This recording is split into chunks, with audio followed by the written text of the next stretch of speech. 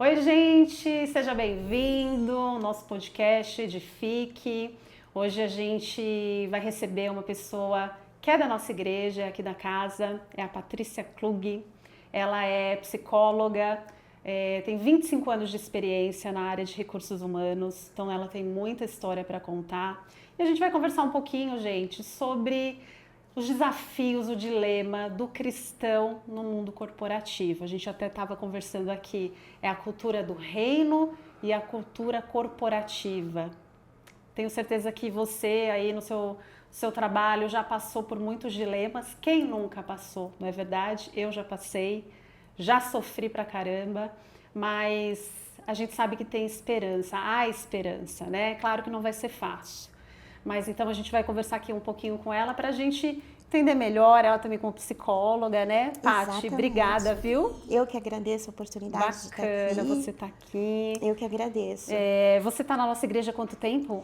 Eu frequento desde 2020. Tá, desde 2020. Desde 2020 que eu venho aqui à igreja.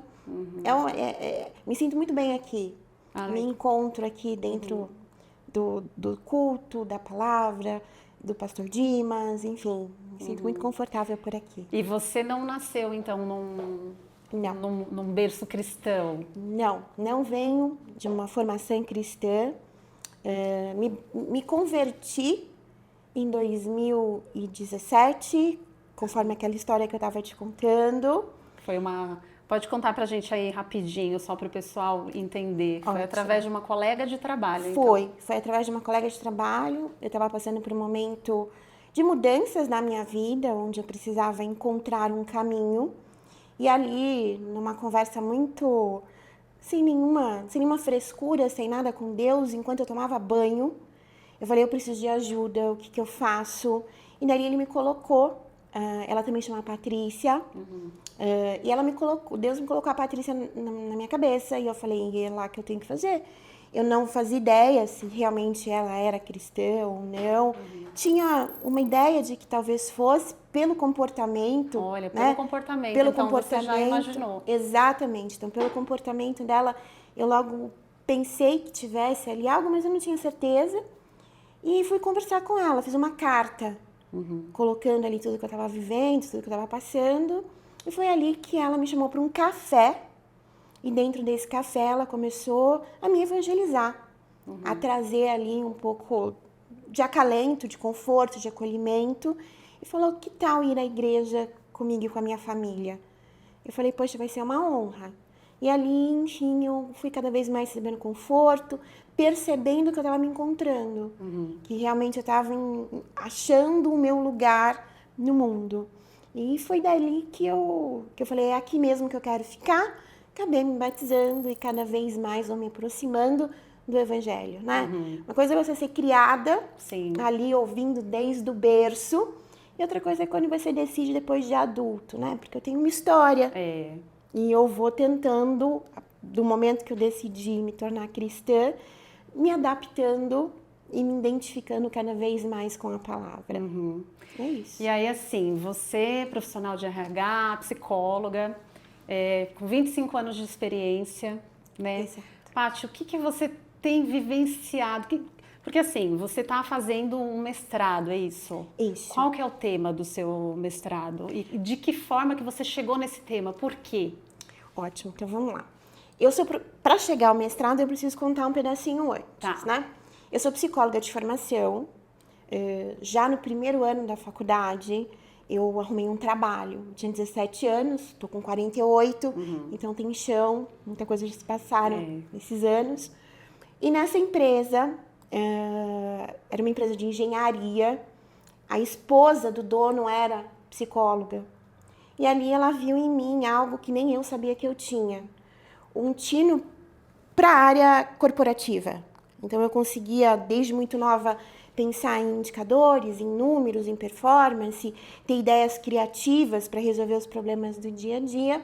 E ali ela falou, Paty, que tal você aprender RH? Eu tinha decidido fazer psicologia para trabalhar com criança, porque eu gosto muito de criança e falei, vou trabalhar com criança.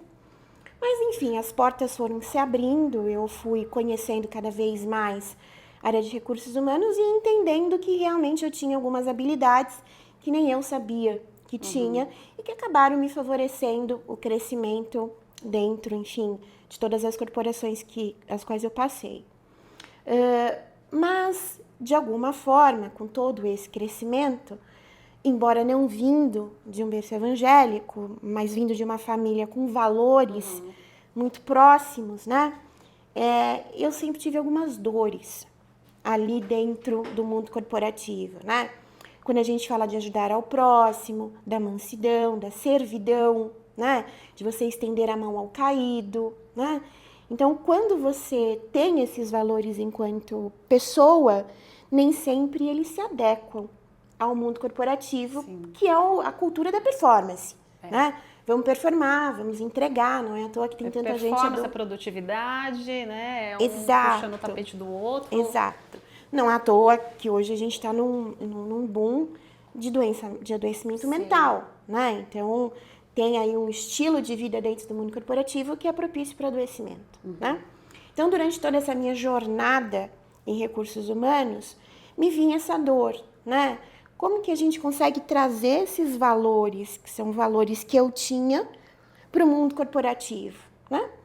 E me relacionando com pessoas, até então eu não era cristã, mas eu percebia que pessoas que tinham um padrão de comportamento ali, de ser mais solícito no sentido de ajudar ao próximo, de evitar a competição e muito mais a colaboração, você percebia que não era muito bem isso que se esperava, né? E ali algumas questões, alguns questionamentos começaram a me surgir. Conforme eu fui crescendo profissionalmente, fui trocando cada vez mais experiência, e aí eu comecei eu mesma a perceber e a ter que reprovar, seja candidato, sejam pessoas que realmente estavam ali passando por algum processo seletivo ou até mesmo de promoção, onde aquele comportamento não começava a se adequar com aquilo que a empresa esperava, né? E eu percebi o quanto aquela dor era grande, né? A minha dor de não poder ajudar e a dor da pessoa de realmente não poder mudar ou não ter a intenção de agir diferente porque estava agindo conforme a sua fé, a sua verdade, né? E foi daí que surgiu, então, a minha vontade de estudar sobre o tema. Eu me tornei cristã e percebi que quanto mais eu lia a palavra e quanto mais esses valores que eu já tinha, eles eram fortificados, mais as coisas começavam a ficar difíceis. Porque você começa a voltar para casa culpada. Porque você tem ali uma cultura de performance gigantesca, onde você em algum momento tem que dar tudo de você para que aquele resultado seja atingido. Você tem que viver num mundo competitivo, onde a vaidade impera, né? Onde a autopromoção, ela tá ali o tempo todo, né? Então, foi dessa dor que eu decidi, então, seguir o meu mestrado, que tem o estudo de como o sofrimento psíquico do cristão dentro desse mundo corporativo, né? Como se adequar, como conseguir as oportunidades, de que maneira que você se posiciona pela sua fé e a dor que isso leva por você estar no ambiente onde o que está sendo valorizado é muito mais a cultura da performance do que a mansidão, ajudar ao próximo, todo aquilo que está na palavra, né? Sim, sim. Do Senhor. E algo que sempre me chamou a atenção e que faz parte desse estudo também, é que quando você serve a Deus, você serve a Deus no trabalho também. Eu não vou trabalhar todos os dias para o CEO, para o presidente ou para o dono da empresa que eu trabalho. Eu vou servir ao Senhor.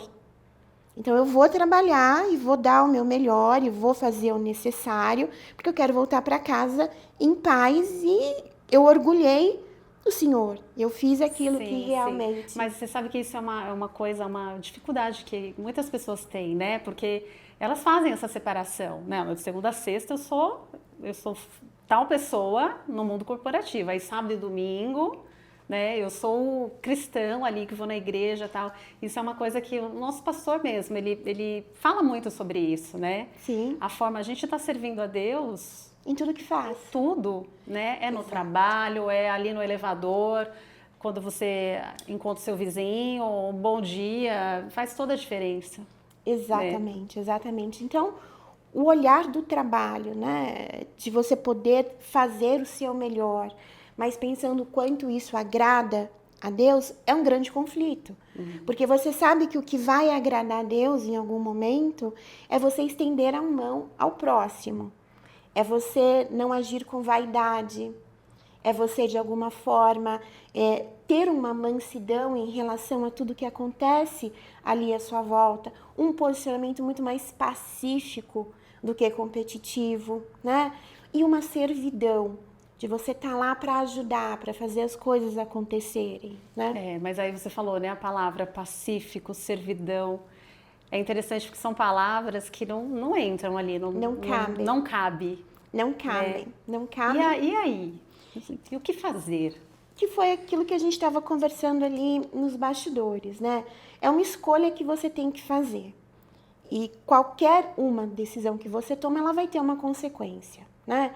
Se a sua decisão for ser de segunda a sexta, o corporativo, e viver tudo isso, e saber lidar com a culpa que tudo isso vai gerar, é uma decisão que você toma, né? Você vai ter que decidir em algum momento o que você vai fazer, né? Então, o posicionamento é muito importante, porque o cristão ele tem um jeito de olhar o ambiente de trabalho que é a servidão, é o servir, né? E nem todo mundo tem essa formação, nem todo mundo tem essa postura, né? Então, muitas vezes há necessidade do nosso posicionamento real, não se esconder, né? Então, se você é o cristão de segunda a segunda, em tudo aquilo que você faz. Então, o seu posicionamento ele é muito importante, mesmo que isso em algum momento vai de desencontro com aquilo que se espera de você, né? Então, E assim, sem te interromper, mas e o seu posicionamento nem sempre é ficar falando, não, porque eu sou crente, eu sou cristão. Não, é na sua atitude. nas suas atitudes. Isso, né? são nas suas atitudes. Mesmo, nós não vamos nos adequar em todo mundo, né? De alguma forma, não existe uma empresa 100% cristã que você vá trabalhar e que está todo mundo ali dentro da mesma cultura. Não é assim que funciona. Então, você tem que encontrar o seu espaço dentro dessa cultura. Vão existir situações que você vai ter que aprender a lidar. Vão existir situações que você vai ter que olhar, pedir perdão e você vai ter que fazer, porque aquilo faz parte do papel que você ocupa, né? Mas em contrapartida vão existir outras que não. Então, a reflexão que fica para o cristão é: a promoção ela tá a qualquer custo? O ser promovido, o ser a pessoa escolhida, até que ponto esta conquista pessoal ela vai agradar ao Senhor, né? E ali é uma decisão que você tem que tomar. Você sabe aquilo que o Senhor espera de você. E você sabe que em algum momento não é exatamente isso que o mercado, que as empresas estão esperando. E ali você tem que tomar uma decisão. Você vai para qual caminho? Você vai atender a sua natureza e você vai fazer aquilo que realmente é necessário ser feito, a sua natureza pecadora, né? Você vai deixar a vaidade subir, você vai contribuir para que realmente alguém não seja promovido ou uma puxada de tapete aconteça, porque você vai fazer parte do jogo, uma fofoca de corredor, né? Então você vai fazer parte disso tudo ou você vai ter um posicionamento não crítico, né? De você apontar o dedo e fazer o julgamento, mas dizer isso não me pertence. Eu não quero me envolver com isso, então se para tal promoção eu preciso viver isto, talvez não seja então o melhor caminho para que eu atinja o meu objetivo profissional, né? E Deus certamente vai honrar essa decisão. Ele vai honrar, e mais do que isso, né? Você vai ter paz, né? Que isso não tem preço. Isso não tem preço, né? Então, a partir do momento que você ultrapassa os seus valores, né? Você tem ali o adoecimento, porque você está indo contra aquilo, a tua formação, né? Então, quando eu falo de posicionamento, vou te dar uma situação aqui que eu vivi há muito tempo atrás, mas que fez parte da minha história, né? Num dos meus primeiros trabalhos, eu ainda não era cristã, mas eu tinha, como eu disse, esses valores de um pai nordestino que veio para São Paulo e com muito esforço, com muita dedicação, construiu uma vida e deu um futuro bom para suas filhas. Uma mãe que também veio do interior do Rio Grande do Sul e que edificou a casa, né? Então, eu já tinha um pouco disso. Tinha bons exemplos Eu tinha bons exemplos dentro de casa, né? E trabalhando numa empresa, passou por mim um processo seletivo, um morador de rua. Até então eu não sabia que ele era um morador de rua. Ele chegou muito bem vestido, muito bem alinhado, destoando completamente de todos os outros candidatos que estavam ali. E isso chamou minha atenção. Mas era para uma vaga de... Era uma vaga de ajudante geral. Ah, tá. Era uma vaga operacional. E aquilo chamou minha atenção. Eu falei, poxa, o que ele tem de diferente em relação aos outros? A postura, a educação, a forma de falar, enfim.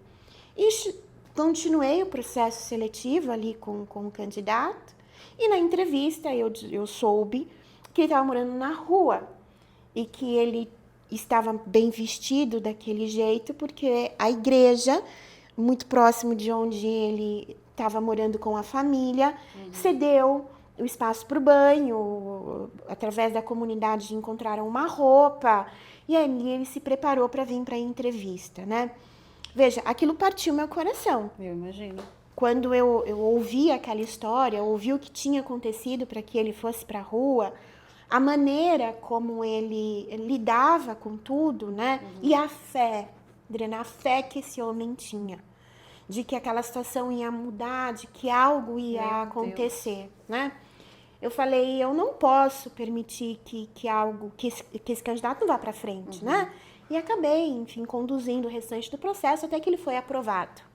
Por mérito dele, né? Ele só recebeu a oportunidade. Sim, não foi por dó. Não, foi por mérito, Sim. né? A gente só tinha que entender de que forma que a gente ia lidar com a questão de ele não ter um local fixo para residir. Foi aprovado. Depois, quando realmente descobriram todo esse trâmite que eu fiz, né? Fui chamada a atenção, enfim, não deveria ter feito como eu fiz, eu deveria ter avisado todos ali da situação em si. Mas, enfim, não foi isso que eu fiz e acabei, de alguma forma, contribuindo para que ele seguisse no processo seletivo, porque se eu contasse, ele ia ser reprovado, né? E ali chegou o momento de abrir a conta do banco, não tinha endereço. Puxa vida. Não tinha endereço. E foi a hora que o padre da igreja acabou permitindo que ele usasse o endereço como comprovante. A igreja e o banco também acabou aceitando, porque no final todo mundo ficou um tanto quanto comovido com a história. Mas, enfim, ele foi aprovado. Quando eu saí do hospital, fiquei lá por 7 anos, ele já não era mais da limpeza, ele já era da manutenção. Olha, a esposa dele, que também começou a trabalhar, já não era mais da limpeza, já passou a trabalhar na enfermagem. Então, é um exemplo de decisão, de posicionamento, né? Então, você vai seguir aquele protocolo, é uma decisão, mas você volta para casa com a culpa. Você não segue o protocolo e segue a palavra. Você volta para casa com a consciência tranquila e talvez com receio de que você seja demitido, né? Então, você vai ter que lidar com alguma dor. Então, a questão é o que vai doer menos. Porque Deus, Ele vai ver, o Senhor, Ele vê exatamente essa nossa ação. Esse bem que a gente está fazendo para o ele vê o nosso coração, né? Exato. Ele vê ali a intenção do nosso coração. A intenção do seu gesto, né? E você vai ser glorificado por isso.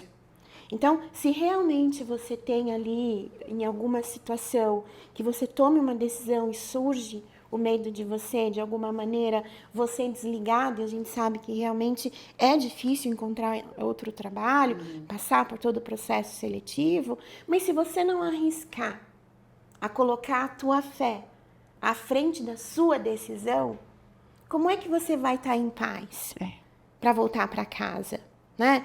Então, eu faço o meu devocional da manhã e tem uma frase que fica muito forte na minha cabeça: seja forte e corajoso. Seja forte e corajoso, né? Então, nós precisamos saber nos impor com coragem para que sejamos ouvidos, para que as pessoas olhem para aquilo que pode ser considerado como uma fraqueza do cristão, o amor, a servidão, a mansidão, como algo que nos edifique. Só que para isso a gente precisa colocar esse comportamento e não esconder ele. Sim, sim. E você, né, depois desse período que você se converteu, certamente as suas atitudes ficaram muito mais latentes. Vem à mente, assim, algum episódio mais marcante de ter sofrido por conta de posicionamentos, né, por ser crente? Porque, por exemplo, se algum gestor seu sabia que você era crente e você sofreu por conta disso, por conta de atitudes, porque eu lembro que você comentou, a gente conversando anteriormente, que você falou que você era chamada de Miss Simpatia. Exato, eu fui chamada de Quer Miss dizer, Simpatia. de uma forma, obviamente, não das melhores, né? Exatamente. Eu já era cristã nessa época, ocupava uma posição de liderança na empresa e tinha uma situação acontecendo ali, né? Alguém precisava ser priorizado para ser atendido.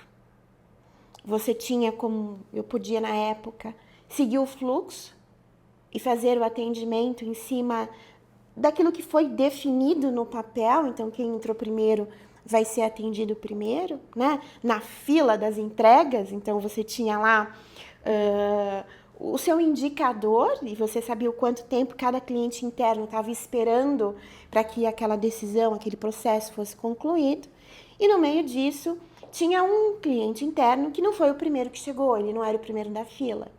Mas mediante a situação dele, mediante o que estava acontecendo, ficou evidente que, embora os outros também tivessem a necessidade do serviço, ele precisava passar à frente, ser atendido.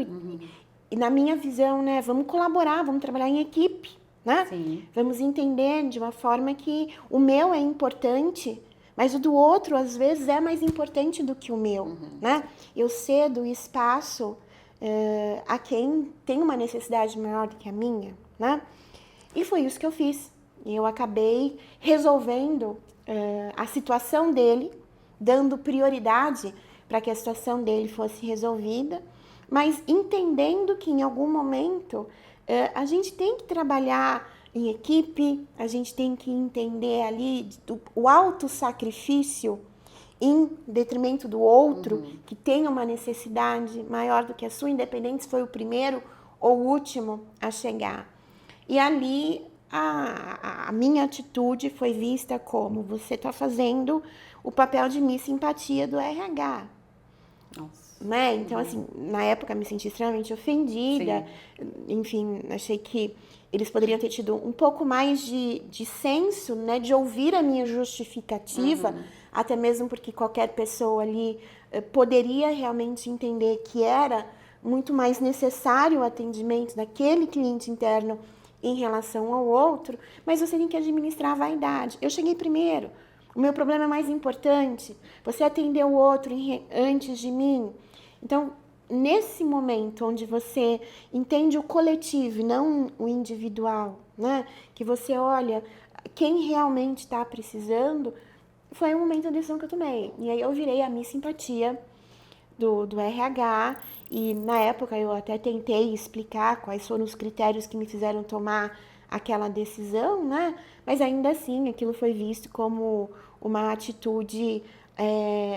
Eu não soube me posicionar de uma maneira firme para que aquela necessidade, que embora fosse latente, não passasse à frente dos outros, né? Você foi de alguma maneira, na época, a justificativa que eu tive, você poderia ter seguido o protocolo, né? Entendi. Mas seguir o protocolo, muitas vezes, é ir de desencontro àquilo que é a tua verdade, enquanto cristão, né?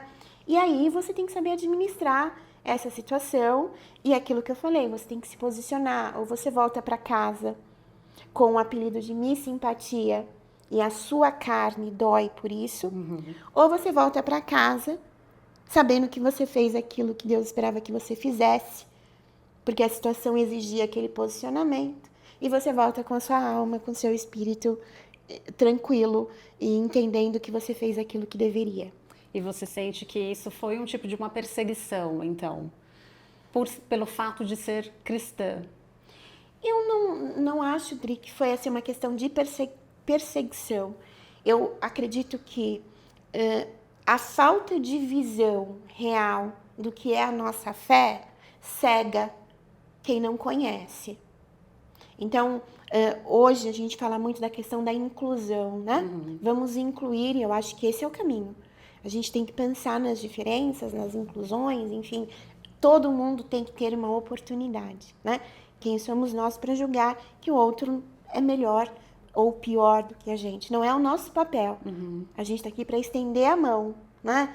E tentar entender o que a gente pode fazer. Hoje, quando você olha para o cristão, é o crente, né? Então, assim, olha a crente chegando, olha o crente aparecendo. Olha o crente aí, né? Olha o crente Já aí. vem com uma forma pejorativa mesmo. Exato. Então, assim, eu acho que... Acho não, né? Dentro desse estudo que eu venho fazendo para o mestrado, isso também é um ponto a ser estudado. A imagem que o cristão tem dentro do ambiente do trabalho, né? Porque o crente está chegando, mas o que é o crente está chegando, né? Por que esse título? Por que esse olhar? Por que esta forma de olhar para quem tem uma fé diferente, né? Então, quando a gente fala da questão da inclusão, eu acho que a gente tem que parar de ter este preconceito de dar títulos, de dar rótulos, né? E o cristão tem isso. Olha o crente. Este crente, ele vem... ele tem essa... Da mesma maneira que outros recortes de diversidade também tem ali os seus títulos, né? Que não deveria, o cristão também tem. Então, eu não sei se há uma perseguição, mas eu penso como algo muito mais, que é o que eu venho estudando, é a falta do conhecimento. É a falta do conhecimento da nossa verdade, da nossa fé, né? De entender que enxergamos o mundo de uma maneira da cultura do reino. E não enxergamos o mundo da cultura da performance. Mas isso não significa que a gente não dá resultado. A forma que a gente dá resultado, às vezes, é um pouco diferente. Diferente do que é esperado. Diferente do que é esperado. Então, eu não gosto muito, assim, da questão da perseguição, mas eu acredito que tem ali uma rotulação, né? Então, tem um rótulo por ser mulher, tem um rótulo por ser cristã. Então, eu acredito que esse olhar inadequado da nossa fé, da nossa forma de agir, que deveria, de alguma maneira, ser também inclusiva dentro das empresas, né? Por que não olhar para o cristão? Poxa, ele se move pela fé. Ele acredita no quê? Então, se ele acredita que ele serve a Deus, que ele serve ao Senhor, então qual é a relação que ele tem com o trabalho? Ele está aqui para servir, né? Então, isso não tem o demérito de você se colocar no lugar do outro, de você ter uma liderança muito mais humanizada, né? Então, hoje você tem essa questão da liderança tóxica. Nossa, como tem se falado de lideranças tóxicas, né? Exato. E quando você para ouvir o que é uma liderança tóxica, em algum momento é um gestor que ele vem agindo de uma maneira que vai de desencontro com a nossa cultura do reino, né? E o que é, assim, de forma resumida, um líder tóxico? Como que a gente consegue identificar? Primeiro, problema de relacionamento, né? O líder tóxico, ele tem uma maneira de se relacionar com o seu colaborador, com o seu time, com as pessoas em sua volta, de uma maneira que é uma cobrança, mas não é uma cobrança sadia. Porque todos nós vamos ser cobrados por resultados. Esse é o nosso papel. Agora, a forma como você faz essa cobrança é que determina a liderança tóxica ou não, né? Então, a partir do momento que você tem um líder que não te escuta, a partir do momento que você tem um líder que não entende a sua limitação, que não entende a sua verdade, né?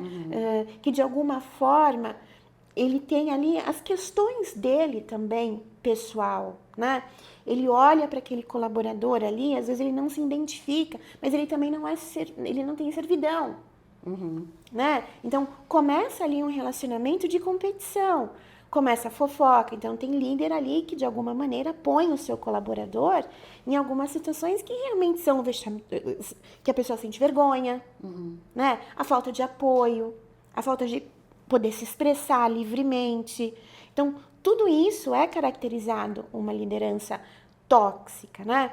Você não tem espaço para contribuir, você não tem espaço para você se colocar de uma maneira verdadeira, a pessoa não tem uma escuta ativa, às vezes tem uma forma mais agressiva de se posicionar, né? Então, tudo isso vai trazendo a característica de uma liderança tóxica e faz parte, infelizmente, do mundo corporativo, né? E a gente tem que aprender a lidar com isso, né? Agora, dentro desses meus estudos, tem até um livro, depois eu te mando o nome, se quiser divulgar, mas eu não me recordo bem. São tantos que eu acabo lendo para compor ali a tese do mestrado, que eu acabo me perdendo nos nomes, enfim, são muitos.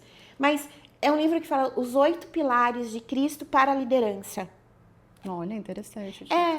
E eu confesso que quando eu olhei ele, eu falei, isso aqui tá muito...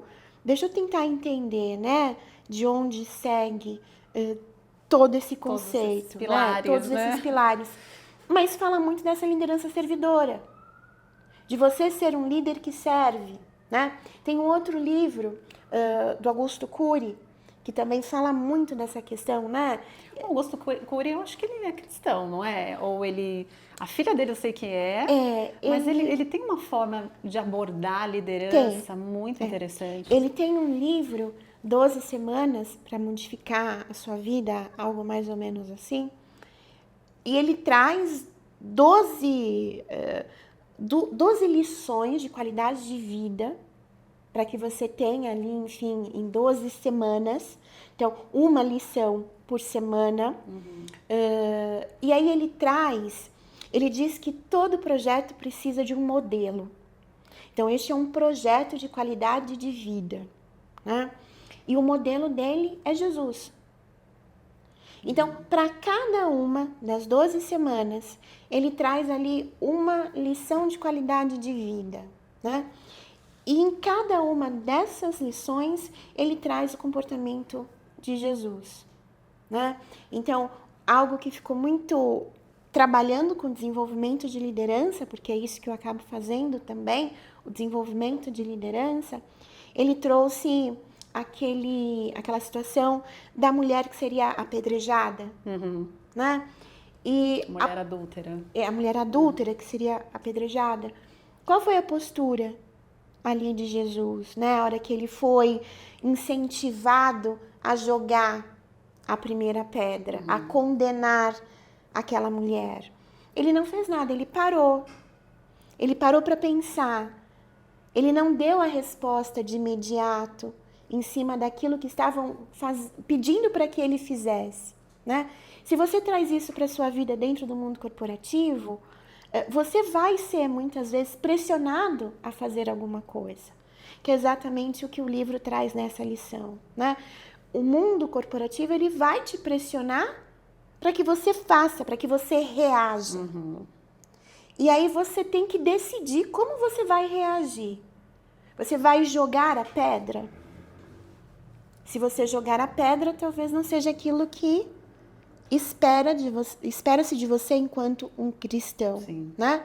Então, você para, você pensa e você tenta entender qual a melhor decisão, o melhor comportamento que você tem ali para tomar naquele momento. Então, quando você olha nesses 2 livros, né, a postura de Jesus frente a tudo aquilo que ele viveu, você percebe que as cobranças que ele tinha, a forma como ele era abordado, não era muito diferente do que a gente vive hoje no mundo corporativo. E de uma forma, desculpa, como que a gente tem que olhar para as atitudes de Jesus e tentar entender de que maneira que eu vou me comportar aquela solicitação que está vindo do mercado, né? Então, são livros que trazem esse tipo de reflexão, né? Esse de liderança, trazendo ali o papel muito líder, tóxico, ele não para ouvir, ele simplesmente reage. Ele reage da forma como se espera que ele reaja, né? E ali, você que é um cristão, líder ou dono do seu próprio negócio, como é que você está reagindo frente aos estímulos que você vem recebendo desse mundo? Sim. Né? Você está parando, você está ouvindo, você está escutando o que acontece à sua volta ou você está reagindo para atender a essas solicitações desse mundo que a gente vive, né? E mais uma vez, nem sempre você vai atender a expectativa de que esperam de você. Quando Jesus não apedrejou a mulher adúltera, ele não atendeu as expectativas que estavam ali a gente esperando tem que fazer dele. o que é certo, né? Não o que esperam que a gente faça. Exato. E esse é o dilema que eu estudo no mestrado, Adriana. Espera-se de mim algo. E eu sofro, porque se eu atender isso que me espera, eu volto para casa com culpa. Se eu atender aquilo que eu acredito que é a verdade pela palavra, em algum momento eu posso não ser reconhecido profissionalmente por essa minha atitude mais de mansidão, de receptividade, de cordialidade, né? Então é isso que eu venho estudando. E aí, no caso, né, a gente falou sobre líderes tóxicos, tem muita coisa adoecendo, né? Os profissionais têm se falado muito sobre saúde mental, né? E para o cristão, que eu acho que o peso ainda é maior por tudo isso que a gente falou, como reagir? O que fazer, Paty, nesse caso? Né? Trocar de emprego é a solução? Buscar ajuda aonde? Né? Para que a pessoa realmente não adoeça. Sim. Não chegue naquele ponto que ela é o ponto do burnout, é isso? Isso, do esgotamento. Do esgotamento mesmo, que a pessoa não consegue ter força para levantar da cama para ir trabalhar. Né? A gente falava muito sobre o domingo à noite, né? Quando tocava aquela vinhetinha do Fantástico. Ah, meu Deus do céu, depressão que dava, né? E como fazer, então? O que fazer? Ótimo. O adoecimento mental, ele tá aí. Então, do último ano para cá, eu venho trabalhando especificamente com empresas, promovendo programas que cuidam da saúde mental de seus colaboradores, independente se você é cristão ou não. Tá. E a saúde mental, ela tá em pauta por conta aí da pandemia, certamente, né? A pandemia, ela abriu ali a porta, né? Hoje a gente fala de saúde mental com uma franqueza e com uma naturalidade muito diferente do que você fazia há 5, 6, 7 anos atrás, né? Então, era um problema individual que muitas vezes nem chegava nas empresas, né? Ou até o funcionário tinha até vergonha de falar que estava com alguma coisa. Exatamente. Ele era tido como fraco. Exatamente. Né? A pandemia, ela aconteceu, ali muitos adoeceram emocionalmente falando, né? Imagina, você muda seu estilo de vida, você passa a viver enclausurado, você passa a não poder mais ver sua própria família, né? Então, ali começou-se a dar um espaço muito grande a essa questão do adoecimento mental, né? É como se tivesse tirado o tapete, a poeira que você sempre deixou ali debaixo, aparecesse. É claro que ali houve um agravamento das questões de saúde mental. A falta de você não ter mais liberdade para sair, o medo da morte. Então, tudo isso acabou, de alguma forma, abalando ainda mais a saúde mental. E chegou o momento que as empresas precisaram começar a cuidar disso, né? Porque a partir do momento que você adoece, você se afasta, você não performa. Ontem mesmo, eu fui dar uma palestra e dentro dessa palestra eu trouxe ali de que forma que a sua saúde mental abala negativamente sua performance no trabalho, né? Então, ali surge a necessidade de você começar a fazer algo, né? Então, a pandemia veio ali muito fortemente com essa possibilidade. o conceito de vulnerabilidade, né, que passou a ser muito dito. Sim. Então, hoje fala-se muito, seja vulnerável, mostre que você não é mais a Mulher Maravilha. E de certa forma isso é um alívio, né? é um alívio. É um alívio pra gente. É um alívio, embora ainda seja muito... Não seja a Mulher Maravilha, mas dê conta de todas essas horas de trabalho. Né? Então, assim, tem-se muito, um linguajar que, é uma comunicação que muitas vezes não faz sentido. Ela é bonita, mas na prática... Mas na prática nem sempre ela funciona, né? Então, a gente precisa repensar o nosso modelo de relação com o trabalho. Seja nós com o trabalho, seja o trabalho, a empresa para com a gente. E hoje a gente se vê obrigado, de alguma maneira, a empresa pelo seu lado, pelas questões da atualização da NR1. A NR1 é uma norma regulamentadora que já existia e que não exigia que as empresas tivessem ações contínuas para que mitigasse os riscos psicossociais. Então, a empresa ela era obrigada a mitigar outros tipos de riscos, físicos, biológicos, enfim, todos eles que já estavam ali, e se a empresa não seguisse com esse cuidado, enfim, é multa, enfim, tem várias questões. Hoje existe a obrigatoriedade de que você passe também a cuidar da saúde mental do seu colaborador, né? Então, existe um adoecimento e não é brincadeira. Então, o tapete subiu, a pandemia deu a abertura para que esse tapete começasse a se mexer. O boom de afastamentos aí por saúde mental também fez com que o INSS, de alguma maneira, também se movimentasse, porque a quantidade de afastamento que chega vai aumentando cada vez mais e onerando o cofre público, porque você tem que... não dá para ignorar, né? Não dá. Não dá, porque mexe, é uma cadeia, né? Exatamente. E quando a gente fala da saúde mental no trabalho, eu digo que tem 2 pontos, né? É a gestão das nossas emoções, que acabam de alguma forma... A gente não aprende na escola a fazer a gestão das nossas emoções, né? Cristão ou não cristão, você tem emoção. E você precisa aprender a lidar com essa emoção, né? É da sua natureza. Sim. Então, você precisa aprender a lidar com isso.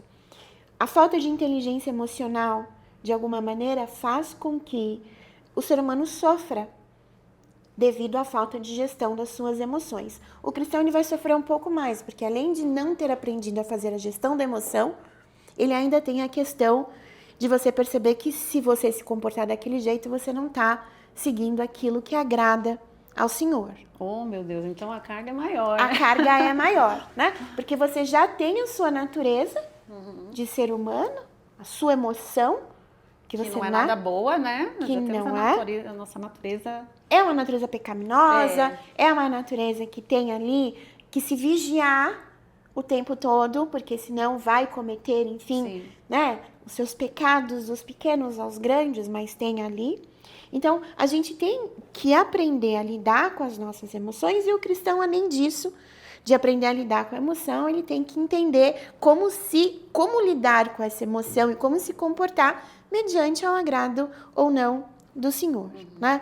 Quando a gente leva isso para o mundo do trabalho, a gente tem essa questão da gente não saber lidar com as nossas emoções e a gente tem um outro lado também que a gente não sabe trabalhar.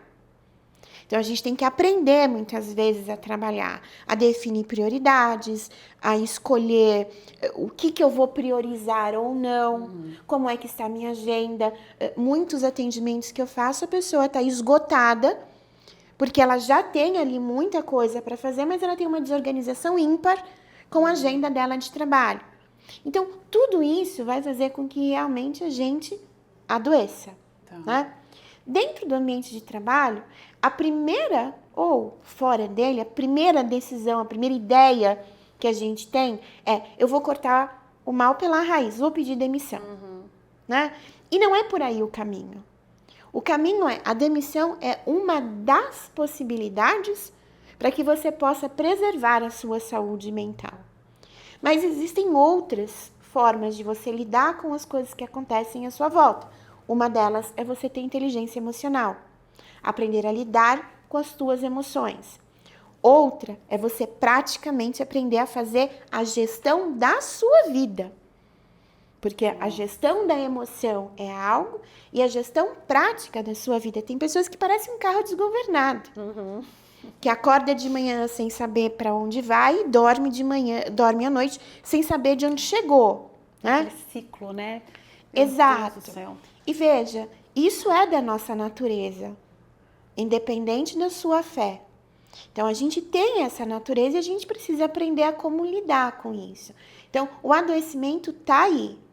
Existe uma contribuição da empresa? Sim, existe. Né? São prazos insanos, são metas inalcançáveis, são o incentivo a essa competitividade que muitas vezes não tem limite, a falta de valorização real, né, do colaborador. Existem inúmeras avaliações de desempenho, mas enfim, você não é visto como a unidade que você é.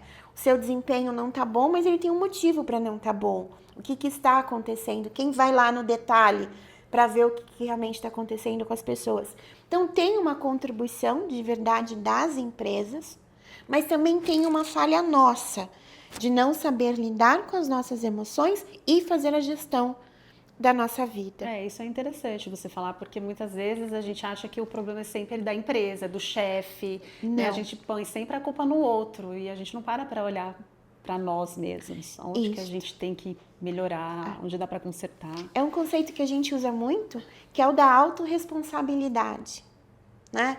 Então, ser autorresponsável é você trazer para você a decisão da sua vida, né? Ela é sua e do Senhor. Então, é você e o Senhor que precisam administrar esse corpo, né? Sim. Porque você precisa dele para atender às suas necessidades, para fazer as coisas acontecerem, né? Então, hoje, a necessidade de se cuidar, de ser autorresponsável, de se posicionar, né? Então, muitas pessoas adoecem porque não sabem dizer não, porque não sabem pôr limite, né? Então, veja, a partir do momento que você é um cristão, que você está trabalhando em um lugar que realmente você percebe que você não tem ali a valorização, ou que de alguma maneira o teu comportamento cristão não está sendo visto como algo merecedor, ou algo que realmente é compreendido que você se comporta daquela forma por decisão, se imponha. Seja autorresponsável pela sua fé. Siga aquilo que realmente você acredita, né? Você não tem que se calar muitas vezes, você precisa se posicionar, falar, eu penso de maneira diferente, eu vejo essa situação de outra forma, e convidar as pessoas de uma maneira muito audaciosa. O pastor falou disso no culto de domingo, agora, ser audacioso. Sim. De você ser audacioso e convidar o outro a pensar, ou pelo menos te ouvir. A forma que você pensa é diferente dele, né? Porque quando você tem essa audácia, essa coragem, você de alguma forma está sendo autorresponsável com a sua vida, com a sua verdade, com a sua fé. E isso é tão bíblico, né? Que tem um versículo que fala que Deus não nos deu o espírito de medo, mas de ousadia. Exato, nós precisamos ser ousados. Agora, o que dificulta a pessoa ser ousada? O risco. Então, toda vez que a gente ousar, a única garantia que a gente tem, como o pastor falou ali no culto de domingo, é a vida de Jesus, toda essa relação que a gente tem com o Espírito Santo. De resto, nada é garantido. Nada é garantido. Então, se você ousar, se você se posicionar, se você falar realmente aquilo que precisa ser dito, mostrar ao outro que você, enquanto cristão, pensa de uma maneira diferente da dele, e não ter vergonha de esconder a sua fé, se posicionar e fazer disso como algo de grande valor. Você não está cometendo nenhum crime. sendo cristão. Sim. Então, por que você tem que, de alguma forma... Porque uma vez eu ouvi de uma cristã, eu não falo sobre nada relacionado à minha fé dentro do meu trabalho, porque eu não quero ser julgada. Porque eu não quero, de alguma maneira, que as pessoas me chamem de crente. Muito pelo contrário, você é crente, não é? Você é crente, você crê no Espírito Santo, você crê. Então, por que você tem que esconder? Né? Tá errado, realmente. Tá errado. Então, quando a gente fala de saúde mental, a gente tem que ter muito essa questão da autorresponsabilidade. Se você deixar, o outro faz com você o que ele quer. E você tem que se posicionar e dizer, para um pouco. Até aqui, ok, dali pra frente não dá mais. Porque você está invadindo o meu espaço. E saber se posicionar. Então, ser ousado e saber ser ousado. Porque não basta só ser ousado. É você ter habilidade para ser ousado. Então, de que maneira que você vai colocar isso que você pensa? De uma maneira agressiva? De uma maneira autoritária? De uma maneira tóxica? Ou você vai colocar essa ousadia, aquilo que você pensa, aquilo que você acredita, de uma forma mais mansa? Sim, com sabedoria, né? Com sabedoria, né? Então, é sair do piloto automático. A gente vive no piloto automático, a gente peca justamente pelo piloto automático. Quando você se dá conta, você está falando mal do seu vizinho. Você está falando mal do seu vizinho. Se você não se dá conta, você está fazendo algo que realmente você não deveria. Então, a gente tem que se vigiar. E se vigiar, de alguma forma, é ter autoconhecimento. Então, quais são aqueles pontos que eu não sou bom? Isso dentro do mercado de trabalho. Eu não sou bom nisso, então como é que eu vou melhorar? Eu sou bom nisso, então eu vou ficar cada vez melhor nisso que eu sou bom. E vou ousar, vou trazer isto. As pessoas têm muito medo de dizer, eu não sei fazer isto. Com medo de, se eu falar que eu não sei fazer, o que vão pensar? A gente tem muito medo do julgamento do outro. Poxa, você não sabe fazer? Ok, eu não sei fazer, mas quero aprender, você me ensina? Porque isto, de alguma maneira, é você dizer aquilo que precisa ser dito. Eu não sei fazer, então eu vou dizer eu não sei fazer, mas eu quero aprender. E tudo bem não saber, né? Porque ninguém é especialista em tudo, né? Exatamente. Então, eu não sei fazer, você me ensina, né? Isso gera muito menos conflito do que você falar que você sabe fazer, você pegar, não fazer e alguém te cobrar porque você não entregou certo. Então, mais uma vez, a necessidade de se posicionar. As pessoas precisam se posicionar, né? Está invadindo meu espaço? Você está invadindo meu espaço. O que você está fazendo não está me fazendo bem. Então, como é que a gente vai resolver essa situação? Né? A partir do momento que a gente traz tudo isso à tona, que a gente passa a viver com autenticidade, com ousadia, nós, cristãos, a gente vai tomando o nosso espaço no mundo também. Sim. E a gente vai mostrando para aquilo que a gente veio. A gente veio para fazer a verdade, para agir. E para fazer a diferença, para a gente ser sal e luz, né? Exatamente. Para a gente fazer a diferença no ambiente que a gente está. Exatamente. Então, aquele que está com vergonha, que não quer falar, que é cristão, ele tá virando ali uma samambaia. Ele está perdendo a oportunidade de ser luz. Sim.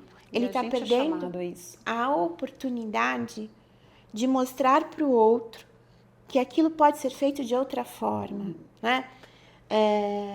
Veja, as pessoas vão te julgar, o julgamento está aí. A gente é julgado o tempo todo, né? Então, se você se limitar a se expor pelo medo do julgamento, você vai deixar de ter oportunidade de ser luz, de edificar, de trazer a palavra. Você não precisa ser o crente chato no trabalho, sabe? Não precisa. Porque daí também afasta. Exato, não precisa ser o crente chato no trabalho. Mas, poxa, você tá vendo ali alguém em uma situação de sofrimento? Apoia. Você não precisa apoiar discorrendo toda a palavra. Isso, faz uma oração pela pessoa, né? Não precisa ser ali no ambiente de trabalho, mas pega o telefone, né? Guilherme, a gente está com quanto tempo, meu querido? Estamos aqui falando que isso daqui dá pano pra manga, Exatamente. né? 55. Então, vamos finalizando. Estávamos falando, vamos continuar o fio da meada aqui.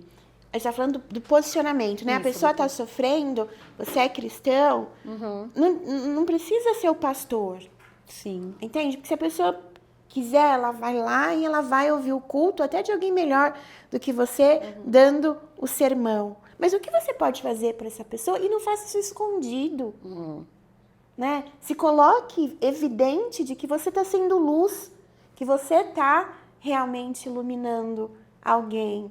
E se isso não for bem visto pelo outro, você volta para casa se perguntando, eu estou lá para ser visto por quem? Pelo outro ou pelo Senhor? Eu estou aqui para ser visto pelo Senhor. Então fique em paz. Porque se algo acontecer com você, Deus vai prover. Essa é a sua fé, não é? Sim. Então, se essa é a sua fé, você está com medo do quê? Então, se todos nós que temos essa fé, se a gente parar de ter vergonha, parar de ter medo, parar de alguma forma também se sentir menor do que o outro, a gente passa também a dar força ao nosso posicionamento. Sim. Né? Porque essa é a proposta. As pessoas estão doentes, mas estão doentes porque muitas vezes estão se comportando de uma maneira inadequada. Então, se a gente está tentando não se comportar de uma maneira inadequada porque a gente quer agradar ao Senhor, por que também não ensinar isso às pessoas? Se uma liderança mais humanizada não fosse hoje o X de tudo que está sendo oferecido de treinamento de liderança, é a saída, é o humano. Então, é mostrar que as pessoas elas não são máquinas e que nós precisamos ser humanos. E o que é ser humano? É servir ao próximo, é levantar um caído, é você dar o seu espaço, muitas vezes, para o outro. Então, eu vou sair do palco para que o outro brilhe. Eu vou ouvir a escutativa. O que eu venho dando de palestra e de treinamento sobre escutativa, as pessoas não se escutam. Então, veja, a partir do momento que a gente tem essa... Veja, eu não vejo as questões, a nossa cultura do reino menor do que a cultura da performance. Eu vejo que a nossa cultura do reino tem muito a contribuir para a cultura da performance. Então, se a gente tiver um posicionamento, é isso que eu peço para que Deus sempre, que o Senhor sempre me traga, a possibilidade de ter voz. Porque enquanto eu tiver voz e estiver dentro das empresas, de alguma forma o que eu vou propor é o que está na palavra. Então, o meu convite é todos os outros líderes que tenham posições estratégicas nas empresas, pessoas que são influentes dentro desse mercado de trabalho, tragam essa verdade. Eu sou cristão, olho a liderança de uma maneira humanizada, eu estou aqui para trabalhar para o Senhor, eu estou aqui para servir ao próximo e dar o resultado que você espera, mas sem sangrar a minha equipe. Ouvindo, sendo empático, né? Tem um treinamento que eu dou que é de habilidades socioemocionais. Se você olha as habilidades socioemocionais e você lê a palavra, tá lá. Servidão, mansidão, empatia, escutativa. Então veja, se esse comportamento que é esperado que nós tenhamos para agradar ao Senhor, eu uso ele para dar treinamento. É que são os frutos do Espírito, né? Ou seja, é sinal de que tudo isso que a gente aprende na palavra está fazendo bem para o mundo do trabalho. O que a gente precisa é assumir isso. Então, você é competitivo? Você está disposto a tudo para ocupar esta posição? Não, eu não sou competitiva, eu não estou disposto a tudo.